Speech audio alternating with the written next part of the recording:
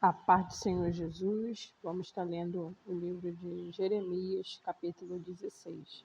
Deus, abençoa a nossa leitura, que tudo seja para a glória e honra do teu santo nome, Jesus. Amém, graças a Deus. A vida de Jeremias é um aviso.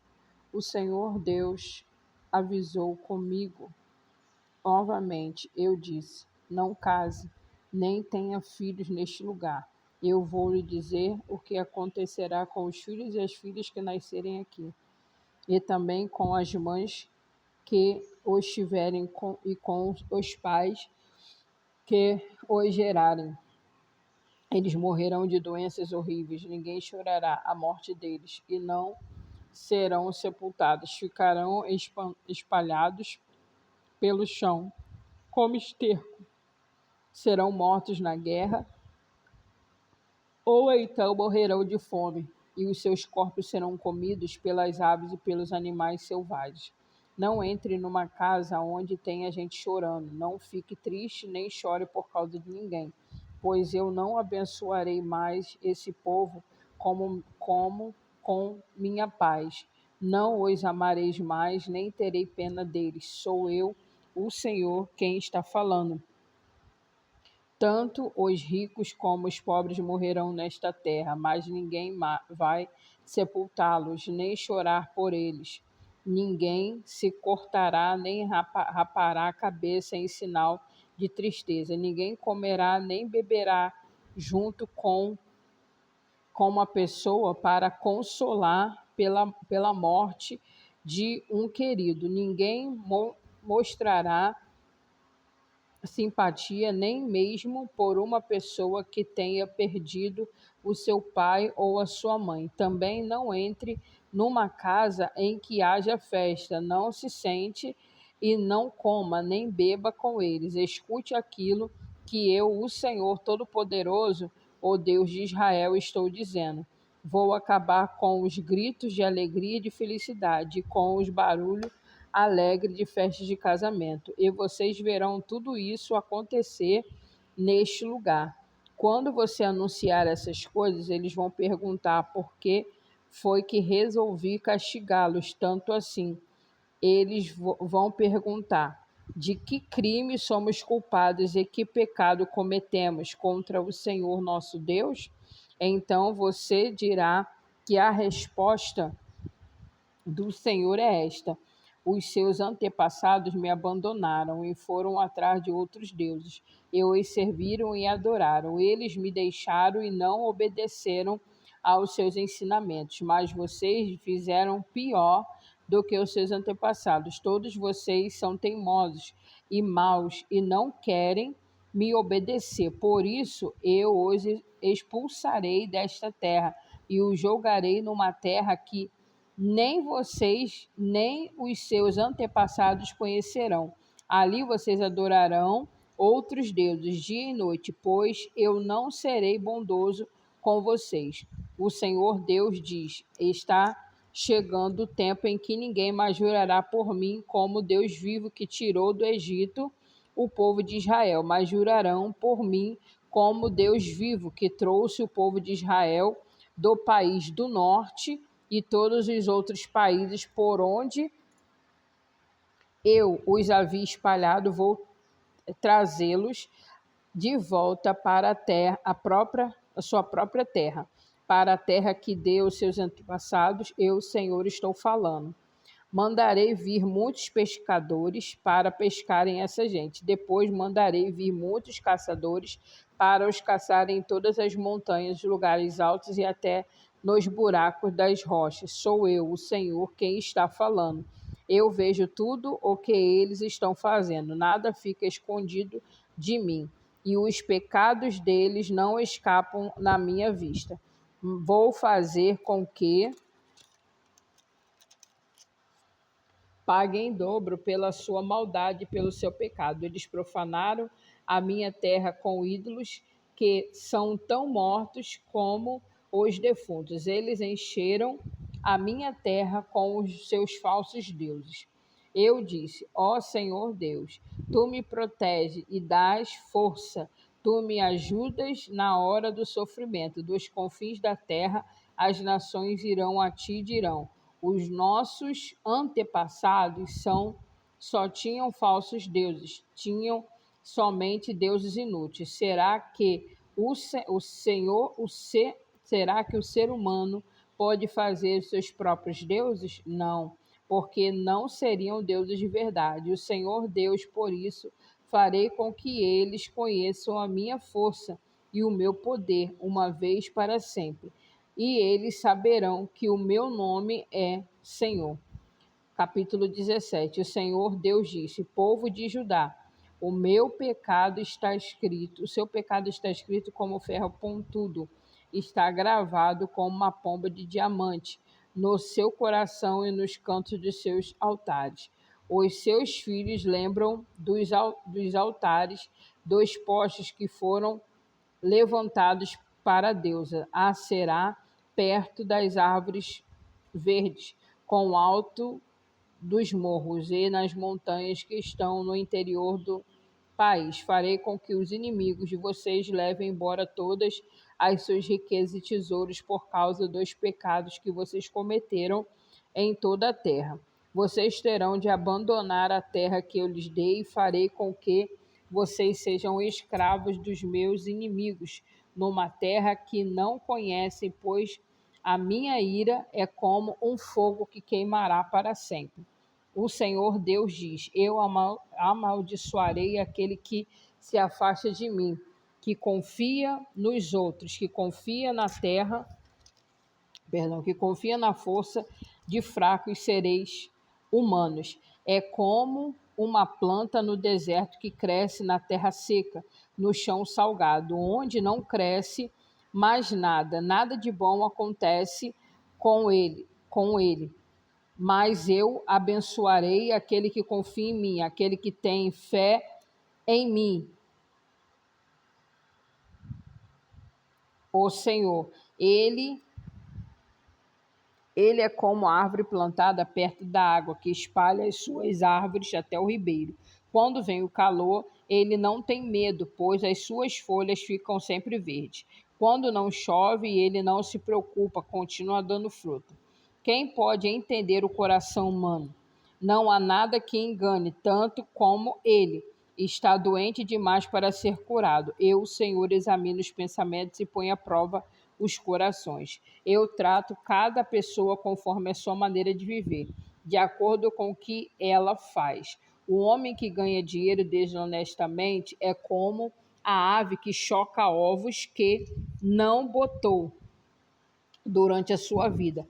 Ele perde as suas riquezas e, no fim, não passa de um tolo. O nosso templo é como um trono glorioso desde o princípio. Ele está num lugar, num alto monte. O Senhor Deus, tu és a esperança do povo de Israel. Todos os que abandonam serão humilhados, desaparecerão como nomes escritos na areia, porque abandonaram a ti, o Senhor, a fonte de água fresca. O Senhor cura-me e ficarei curado. Salva-me e serei salvo, pois eu canto louvores a ti. Os outros me dizem: onde estão as ameaças que o Senhor nos fez? Que elas se cumpram agora. Mas, Senhor, eu nunca pedi que fizesse a desgraça cair sobre eles, nem pedi que passassem por tempos difíceis. Ó Deus, tu sabes disso. Tu sabes o que eu disse. Não sejas para mim um motivo de terror. Tu és para mim um lugar seguro no dia da desgraça. Que sejam humilhados os que me perseguem, mas eu não. Que eles fiquem cheios de terror, mas eu não. Manda que a desgraça caia sobre eles, acabam com eles completamente. O Senhor Deus me disse: Jeremias, vai e fique no portão do povo, porque por onde os reis de Judá entram e saem da cidade, depois vá a todos os outros portões de Jerusalém.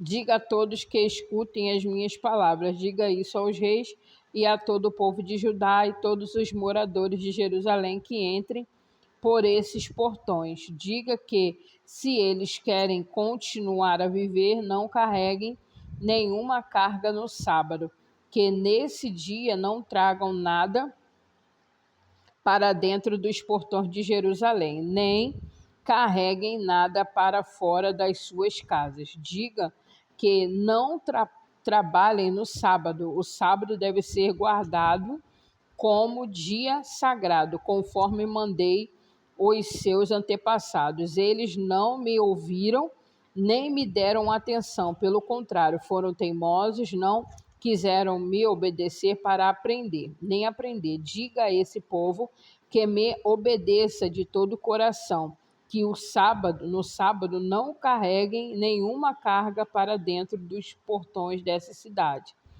Diga que guardem o sábado como dia sagrado e não fique nenhum trabalho nesse dia. Então, sim, se os seus reis e príncipes entrarão pelos portões de Jerusalém e terão o mesmo poder real que Davi teve.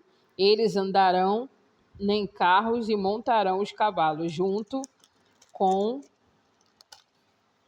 o povo de Judá e de Jerusalém. Na cidade de Jerusalém sempre morará gente.